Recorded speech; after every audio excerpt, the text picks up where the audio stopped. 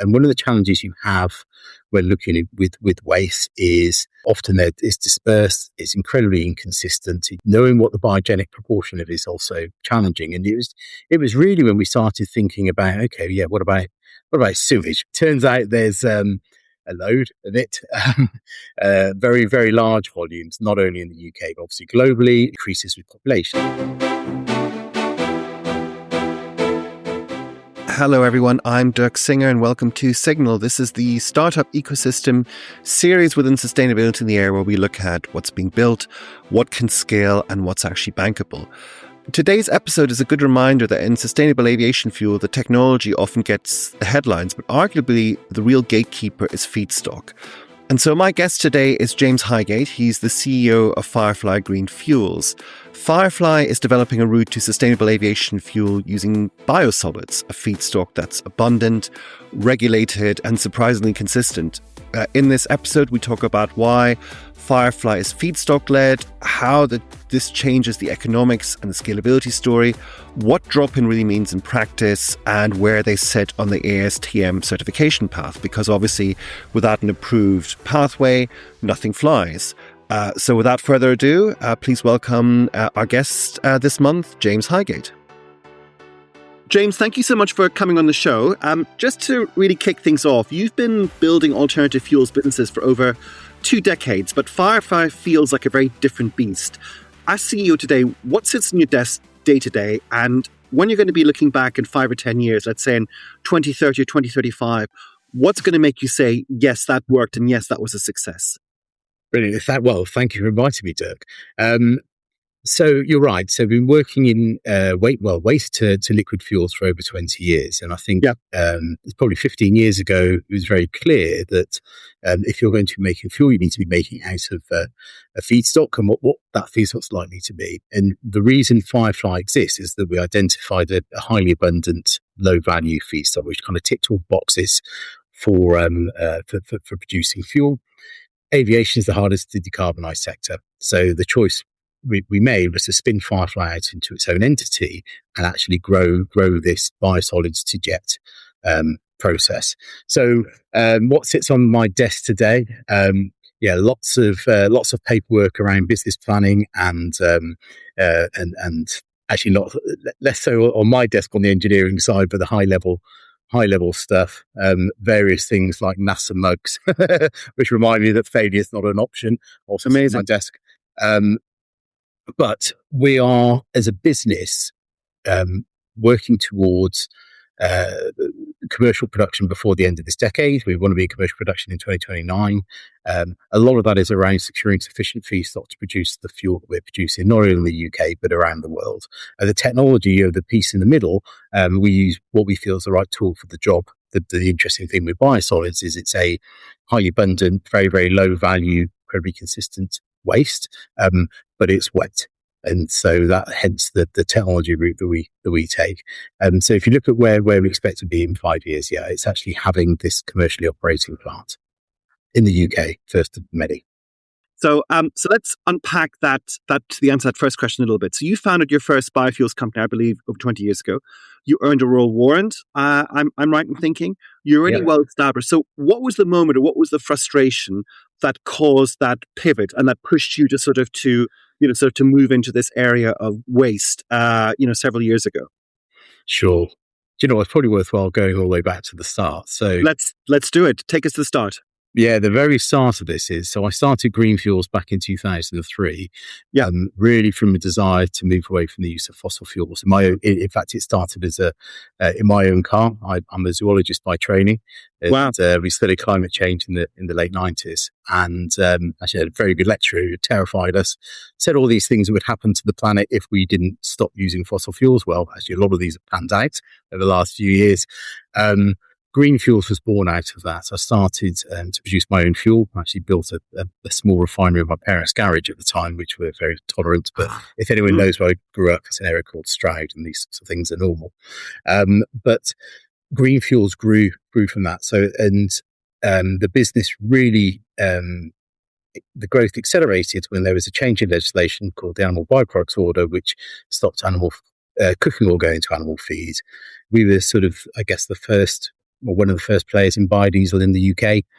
We started to actually acquire a lot of this feedstock and produce our own fuel and develop technologies and sell these around the world. It didn't take very long to realise that this was a limited feedstock. There's a feedstock of limited availability.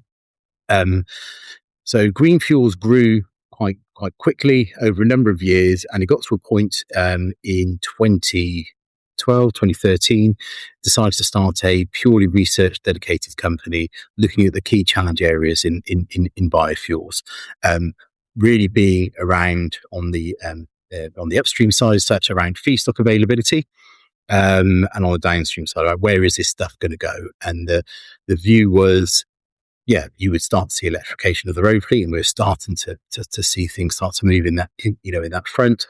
But actually, liquid fuels will go to those hard to decarbonise sectors, being aviation and marine.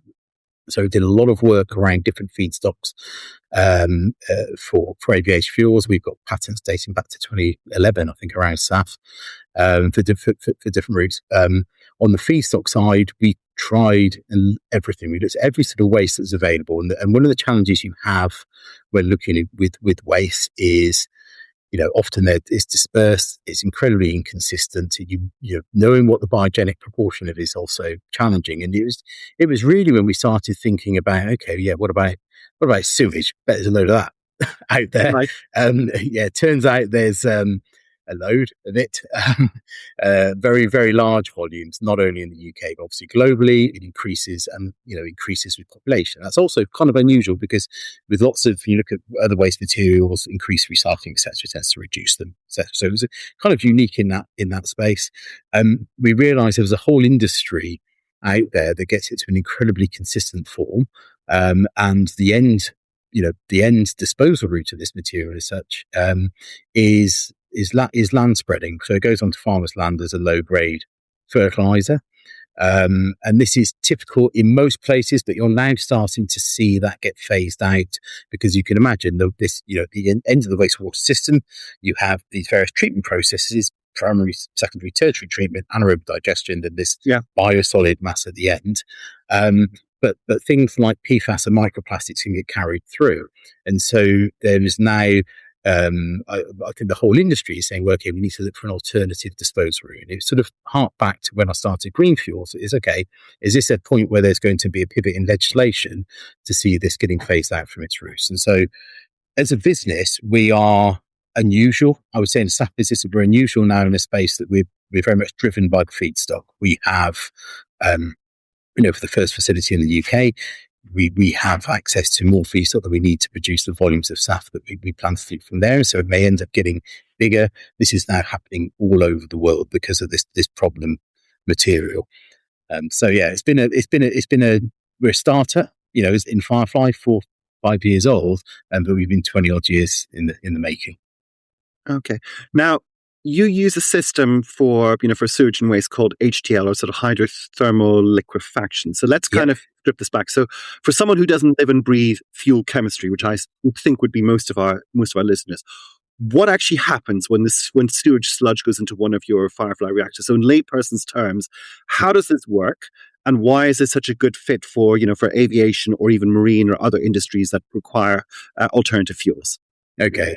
So it's worthwhile knowing. So because we talk about sewage sludge, it's biosolids right at the end of the process. So by the time it's after AD, it's a load of dead microbes, but it's loads of material, some lipids that haven't been turned to methane by that point. But it's a kind of degraded biomass at that point, and it's always the same, which is beautiful actually as a waste material.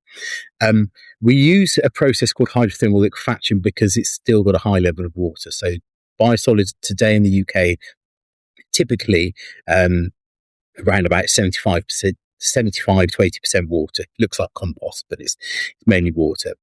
Drying it to a point to get that uses a lot of energy. So we actually looked at the initial plan when we looked at biosolids were different routes, pyrolysis, gasification, all these sorts of things, to then produce a syngas and reform it. And we couldn't get the economics to work up or the energy balance to work out. The beauty of hydrothermal liquefaction is it's basically a pressure cooker. You put the material under high pressure, but only moderate temperatures. The water becomes reactive at that point. as both a reactant and a reagent in the reaction, and you end up it ends up breaking down the material in there into a complex mix of hydrocarbons and a char. So you get a biocrude and a biochar. Okay. If you actually, step back and look at it, it's very, very similar process to what happens with, the algal slime on the bottom of ancient seas, which is where fossil fuel comes from. So it's actually if you look at it very simplistically, we make crude oil quickly, which does have some challenges as a crude oil because it's got nitrogen oxide in it and you've got some metals, etc., which we need to get out. But we basically make crude oil quickly.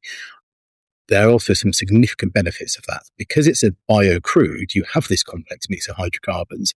So when you then take that through a hydrotreatment step, which is the same as the oil and gas industry, different catalysts, different metallurgy, but essentially the same hydrotreatment we do around fossil fuels, you end up with the same product slates of fuels. And so you can focus on maximizing SAF. The SAF you produce is indistinguishable from a fossil jet. It has aromatics in there. It's got cycloalkanes. It's got all the things, the complex mix you would expect in fossil fuels. And so when we started to do this work a few years ago, we're like, wow, this is pretty cool. We're actually making a fossil jet without the fossil component. Right. I think that's why it's gained a lot of interest on the technical side, because it is once this is qualified through STM, it should be it's a true drop-in fuel that is a good candidate for high-level blends.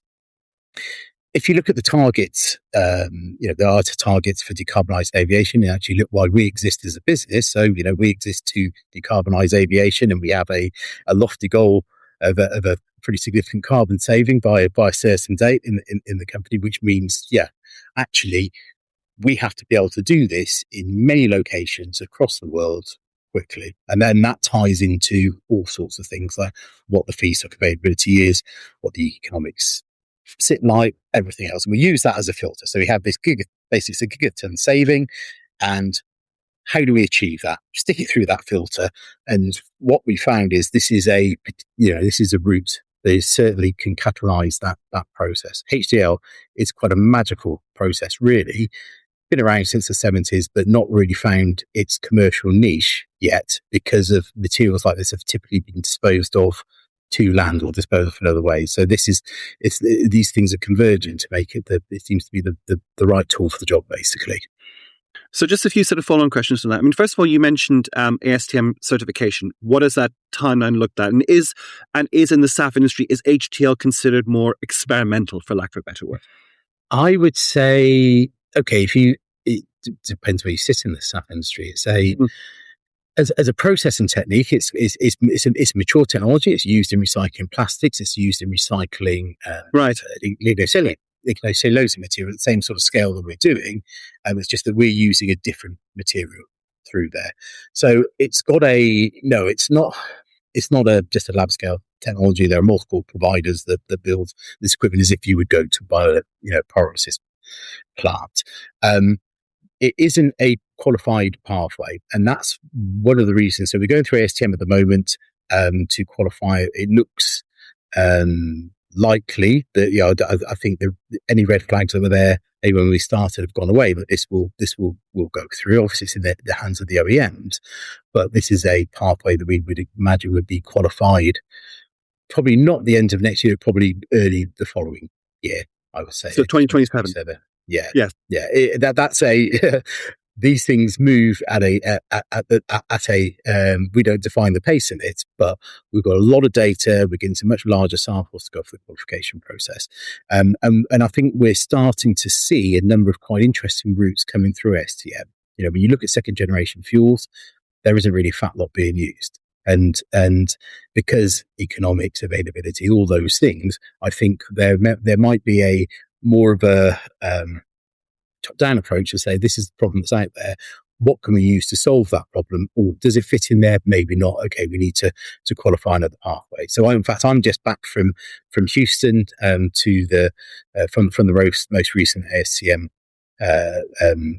committee meeting, and it's something that we've been engaged with for the last few years. And obviously, it's all around safety and making sure that the fuel is safe to use. But I think it's fair to say there's a lot of excitement around this new pathway. The new pathway has an acronym. It's called SBTJ, so it's sewage, biosolids to jet. Currently sits in tier 1 and tier 2, if you see the charts. And in fact, we're actually the same sort of, although methanol to jet will get qualified before us, we would imagine, but we're in the same, tier 1 and tier 2. That kind of helps us sort of put it into perspective where you sort of sit on the experimentation versus established scale. The other thing is that as part of the process, do you make any byproducts? I mean, I'm aware that a lot of SAF companies and SAF startups, they make a certain amount of byproducts, and they essentially are trying to subsidize the SAF and bring down the green premium by selling these byproducts. Is that the case with you? Because you mentioned biocrude, for example, or anything else that you produce. Yeah, exactly. So I think it's always been the same within biofuels. You produce various materials, and you always try to get the value you can from them. And ours is split into an upstream and a downstream part. Upstream is hydrothermal liquefaction. So if you can imagine, big pressure cooker next to a sludge treatment works. So rather than the material going to the back of a truck and going off to a farmer's field, it will go into our machinery, be turned into a biocrude, and then you have a biochar that comes out at that stage. Got it. The hope is that actually working towards getting that biochar certified to use to go back on the land. So then that actually gives a higher value, better fertilizer back to the farmers, which is great. We know how the PFAS are dealt with within that process, which is really important. So anyway, so that's the upstream part.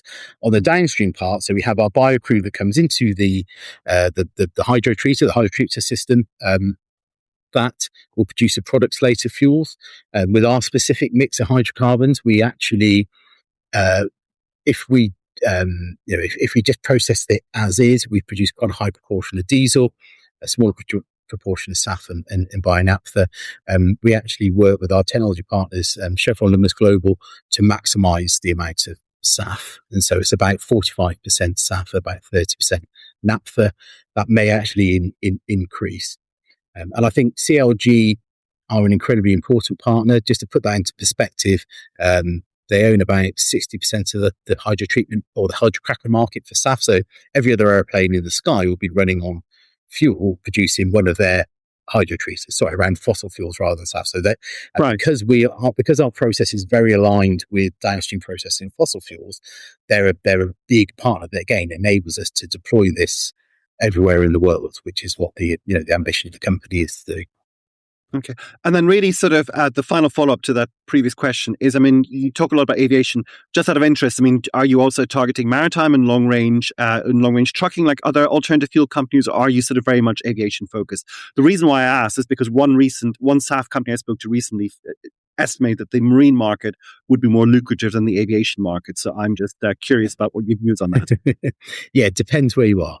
I think that's the point. So actually in the UK, which is our first facility to be, which is going to be built, it's most lucrative to produce SAF. In other markets, it may be more lucrative to maximise the amount of other fuels in the process. Our focus is SAF, and that's why it's the hard. We think that's the hardest decarbonised sector. I think maritime have it's likely to be in the main liquid fuels, but there are other ammonia and other solutions that may well come in to work in maritime down the line. So with our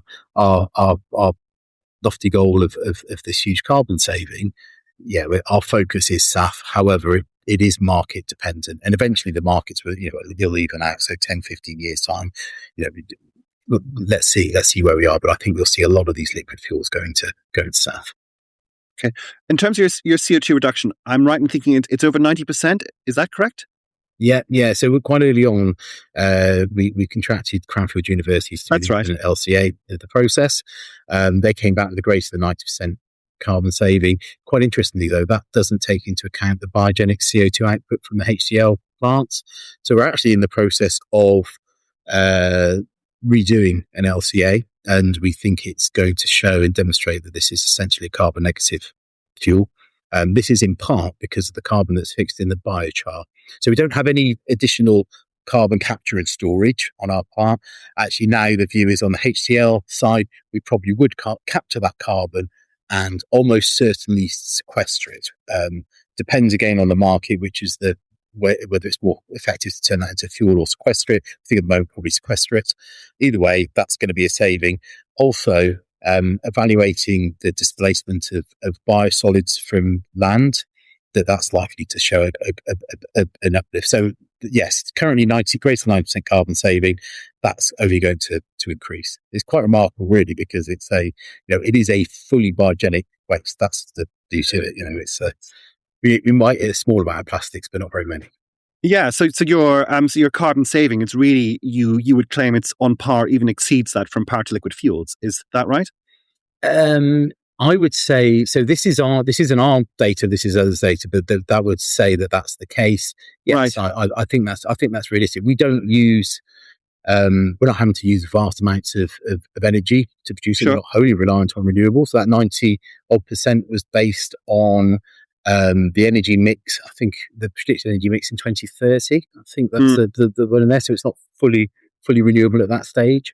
Yeah. The hydrogen demand is relatively low, actually, compared to other routes to SAF. Obviously, it's a traditional hydro treatment, and there is a bit of extra hydrogen we use over very, processing very clean crudes. Would be classed as a dirty crude, basically, to process. But yeah, overall, the energy and hydrogen demands are lower than others. And when you look at that all filters into the economics, which I think is important, because right. And that was going to be my next question, because obviously, where do you fit in the green premium? Because I mentioned power to liquid fuels, sort of on the SAF spectrum. You have HEFA on one end, which there is a green premium, but it's not as large as, let's say, power to liquid on the other end. Where do you sort of sit on that? Okay, so we should be very similar to HEFA. Right. We have a potential to get a lower cost oil as such with our biocrude than you would do with the cooking oil, because of things like gate fees for biosolids input. Our model doesn't assume huge gate fees at the moment, but it's likely, because the counterfactual for ours is disposal routes, incineration, setting fire to this stuff. It's 80% water. It really doesn't burn very well. So it's not the most fulfilling process in the world, but it also costs a lot of money and energy. So if that starts to become the counterfactual, actually, it starts to bring the price right down. And with most fuels, it's the major input cost is the feedstock. The downstream processing is hydrotreatment, so that's the same as HEFA or traditional fossil fuels. So again, minimizing the cost of that biocrude is where the key is. So it should be a very, very cost effective SAF. Amazing. You've had a lot of success in raising investment. I believe in May, you secured investment from Builders Vision. They've backed some very selective climate platforms. What do you think that they saw in yourselves? And practically speaking, because obviously you do work in a very capital intensive environment, what does that capital allow you to do faster or differently? I mean, how does the runway look over the next few years in terms of funding and in terms of the money that you've raised? Sure. One of the things with so we've come. I like to refer to green fuels and others as real businesses built things, sold them, made profit, and things like that. And we're keen to obviously move Firefly to that as quickly as we can. I think people can recognise that that's the case.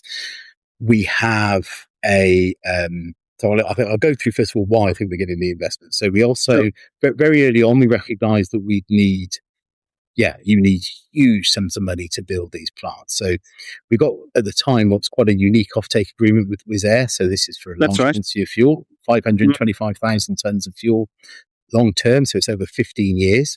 In fact, we worked with an investment bank, and we spent a lot of money with lawyers, as you always do, but to get what was as bankable as possible a contract, which gives us a nice template to move forwards with to get finance down the line.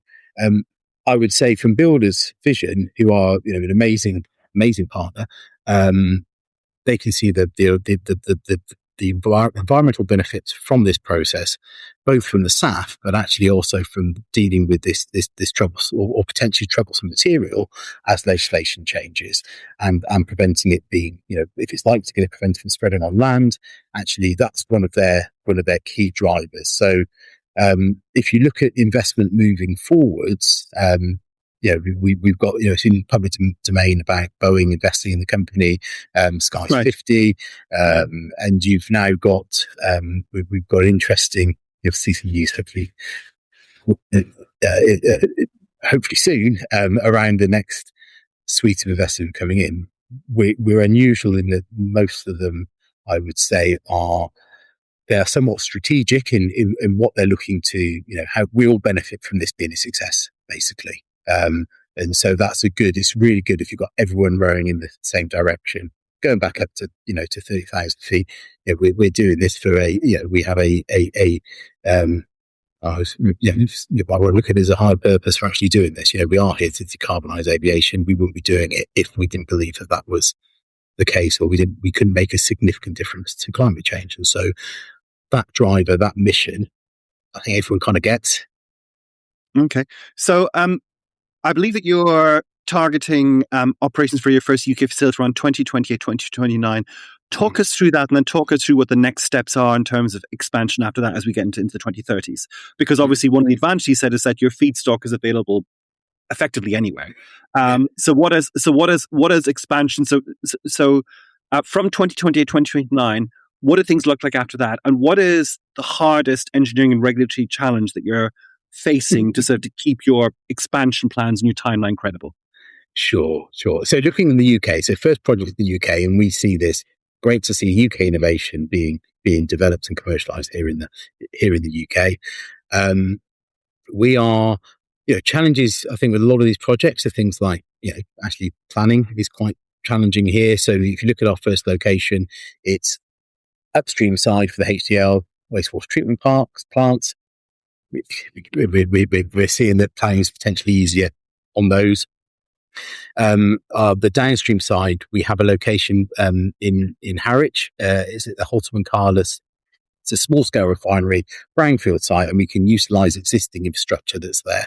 So again, we're looking to use existing facilities wherever we can, and existing infrastructure to minimise timescale, minimise permitting, and minimise planning. I think that's their challenges that are around there. That obviously funding is always hard for any of these things. It's new. And so to get into the levels of funding that we need to do this, it's challenging. But that's where I think you've met quite a few of our team. We've got a pretty impressive team here that are that they're able, they're enabling, unlocking that.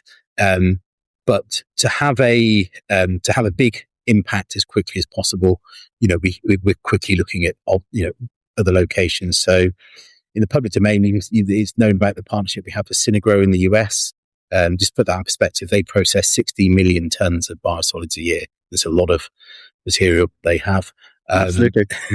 So, and if you look at the potential production of biocrude from that volume, is about just under 1 billion litres of crude a year. So from one supplier in the US, clearly, again, feedstock driven. This is being driven by legislative change, and so it's likely the US will be the next project for us. We have partnership in Brazil with Sanepar. They're a large wastewater company in Sanepar. Again, it's looking to deal with this feedstock. Again, Brazil has high population centres. The wastewater system's actually pretty good already and improving. So it's again large quantities of feedstock there. We've got dots basically all over the world, but some of them are in the public domain. So the idea is get once this is proven as scale, actually it moves into more of an infrastructure type project, which can be deployed everywhere. And that, it gets complex when you look at how you structure that, how you do that. But things like this have been done before. Absolutely. So you mentioned scale there, and obviously you're sort of going back to feedstocks. And obviously, I've attended a number of conferences which you've spoken at, and I've seen, some of the very positive press coverage that I've got about you. And obviously, when you mention what it is that you do, essentially turning human waste into fuel, you get the inevitable giggles and guffaws kind of at conferences, and it makes for a great headline. But in terms of actual quantities, I mean, realistically, how much biosolids do you actually need to produce SAF at a meaningful level? And is there genuinely enough sewage around? I mean, is there enough of this stuff about for you to really to make it a dent in aviation emissions? Yes, because otherwise we wouldn't be doing it. Right. In and that was when we were looking at feedstocks, we had to have the potential to move the needle basically on this. So if you look in the UK, first facility in Harwich, that's going to be processing about 100,000 tons of biocrude into fuel. So say 45,000 tons of SAF a year. Right. That's about three and a bit utility companies worth of biosolids. So you could say a quarter, say to a third of the biosolids in the UK. We now have potential to be bigger than that. I think we'll see that plant actually more than double in size in the UK. Okay. When you start looking at the 20, if you want to look at the 10% SAF mandate, there is potential just with biosolids to look at potentially, say, a third of that mandate in the UK with this material that's not currently it's not on anyone's because it's not a qualified route yet. It's not really in anyone's calculation, so it could it will come from left field and have a big impact here. Similar in the US, in fact, it's slightly more. There's a slightly greater percentage used in the US. We have access to more biosolids in the US, more people, Right. So it's and the same in many other countries. It's also worth noting our process at the moment. The qualification is around biosolids to jets, but there is potential in the future to start to use other materials, and this is where it starts to get very exciting. And such as, well, we're dealing with wet, sludgy biomass. Okay. You get a lot of that of farms, you get a lot of that of other agricultural waste, etc. There are, depends that in any space, there's a right tool for a job. And if there's if it's a material that is got high volumes of water, large volumes of water in there, actually this is a really, really good route for it. If you've got dry material, actually other routes, like pyrolysis or gasification, etc., probably make more sense, but we need to quantify that. But there is a lot of material out there that could be used in this process in the future. And so, we're looking biosolids today. In the future, yes, we'll be looking at other feedstocks to make a bigger dent. But even with biosolids, it's from a second generation fuel, it's significant. Globally, when you compare the production of biosolids to the production of used cooking oil, you've got the potential to make each person can produce a bit more biosolids, a bit more biocrude from biosolids than they can do from cooking oil. So if you want to compare the two, just with biosolids and UCOs, and forgetting virgin oils for the time being, theoretically with this process you would produce more. So, I mean, sort of to put it bluntly, you would never have to import feedstock, as is the case for fuels. I can't see people importing this stuff, can you? Right. Well, I mean, people import all sorts of stuff. So it's a question. It's the speculative growing population. Yeah, that's the beauty of it, right? Because it's wherever there's people. So wherever you've got people, you've got flying, you've got waste, you've got everything. All those pieces together. It's a bulky material because it's wet, and so it makes sense in every respect to turn that material into something useful closer to source. And so, the biocrude. We know about the shelf life of that, and it can travel, which is really good. But so certainly on the biosolid side, it's likely to stay in country. Okay. All right. So, I mean, going back to something that we talked about earlier, I mean, airlines and investors, they're being pitched, lots of different SAF pathways right now, so HEFA, alcohol to jet, power to liquid, as you mentioned. In the conversations that you're having with them, how do you position Firefly without overselling it? And where does sewage-based SAF genuinely win, and what are the trade-offs? What are the kind of conversations that you're having with them? You mentioned that Wizz Air, so you do already obviously have interested airline partners on board. Yeah, and I must admit, Wizz Air have been amazing. So from the start, it's felt very much like a partnership, and they've been on this journey with us from a very early stage. So we have a business model that stacks up. I think that's the important thing. And ultimately, if you want to reach FID on projects, you've got to be able to get into, the banks have got to get their money. You've got to get into infrastructure sort of type finance. If you've got an IRR that's, greater than 20%, which ours looks like it is, it looks like it's more than that. It becomes a very interesting project.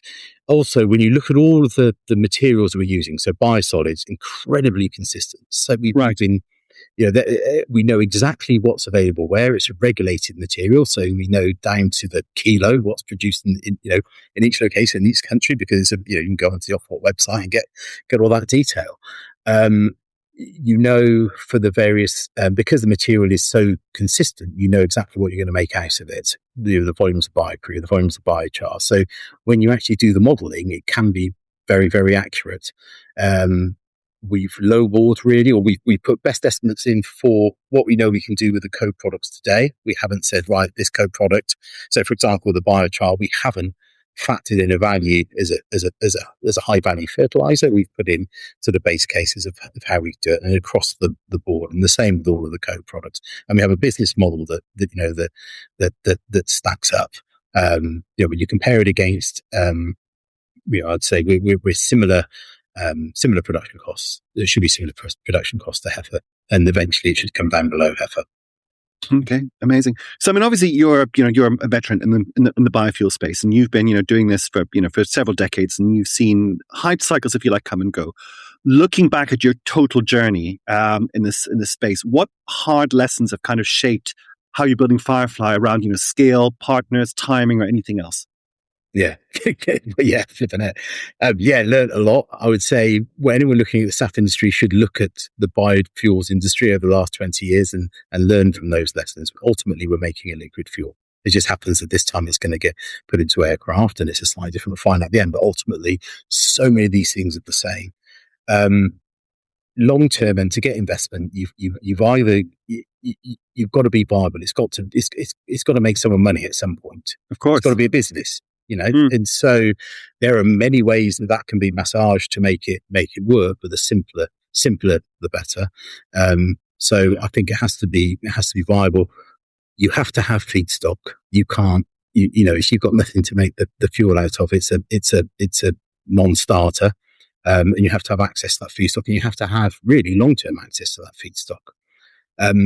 You also need bankable offtakes, and those bankable offtakes need to be for long enough to be able to cover the costs of the plant. So there's all these things that have been learned and know from the industry in the past, which are exactly the same now.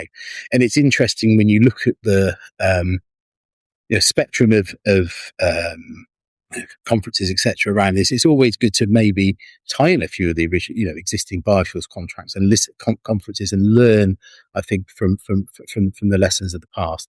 Ultimately, we need loads of winners, because there isn't just one route that can decarbonise aviation. We need so many of these things to work. In fact, we need all of them to work.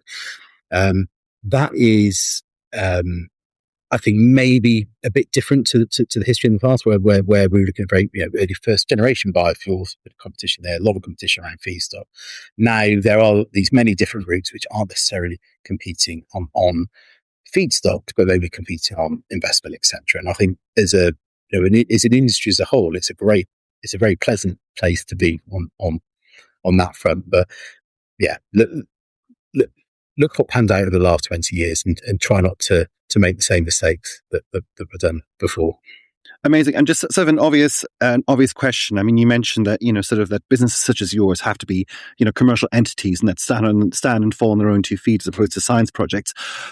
I mean, do you ever see a pathway where a fuel such as yours can be cost competitive with jet A? I mean, is there kind of a route where that's going to happen? Yeah. Give me 5 years, 10 years, you can look at that. And what needs to happen other than scale, obviously, for that to occur? Yeah. So it is scale, but and you are talking to Mr. Optimistic here. So right. So of course I would say that, but it's a very it's looking at the whole I suppose the whole process, and understanding where things like gate fees for materials and cost disposal might be. It's also looking at where fossil fuels are likely to be, and what incentives that are in there. So yeah, with incentives, absolutely yes, I think that's the case. Without incentives around the fuel, it is more difficult, but it's potential that gate fees for some waste would be high enough to reach that cost parity. It was something that we needed to have as is this possible? when we started the company, and we believed it was then. We still believe it is now. And I'm sure there are others and other routes that are looking at that, and it's scaled in time. When you look at time scale, it certainly isn't going to be straight away. But yeah, I think within 10 years, you could look at these to be as close as possible to cost parity with some sort of incentivization. Right. And that actually leads me on to the last question, which is what success looks like in 10 years. You've kind of mentioned it, sort of cost parity. But I mean, if we're having this conversation in 2035, I mean, where do you realistically see waste-derived fuels fitting into the whole aviation decarbonisation mix, and what has to go right as an industry for pathways such as yours to really matter?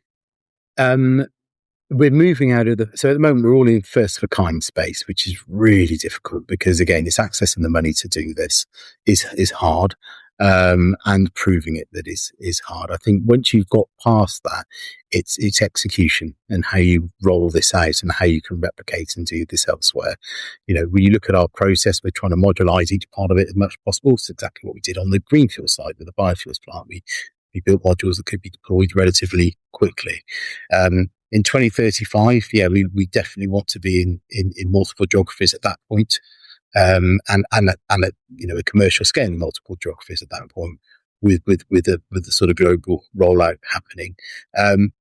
It would be nice to, if you go back and look at the impact green fuels had on the deployment of its biodiesel plants. I know that it's based on our customers' production, but you are in the many millions, sort of 10 plus million tons of carbon saved through that business, which feels good.